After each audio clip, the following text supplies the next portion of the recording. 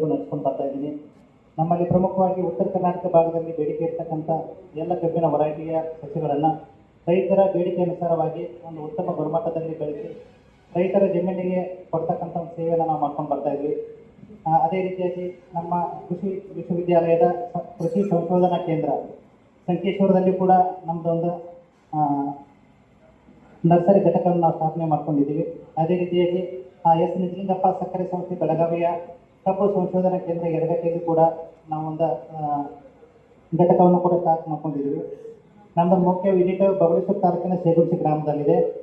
ತಾವು ಕೂಡ ತಮಗೆ ಬೇಕಾದಂಥ ವರೈಟಿಯ ಸಸಿಗಳನ್ನು ಅದರ ಬಗ್ಗೆ ಏನಾದರೂ ಮಾಹಿತಿ ಬೇಕಿದ್ದಲ್ಲಿ ಕೂಡ ಕೇಳ್ಬೋದು. ಉತ್ತಮ ಗುಣಮಟ್ಟದ ಸಸಿ ಬೇಕಿದ್ದಲ್ಲಿ ಕೂಡ ತಾವು ಕೂಡ ಪಡೀಲಿಕ್ಕೆ ಅಲ್ಲಿ ಅವಕಾಶ ಇರ್ತೈತಿ.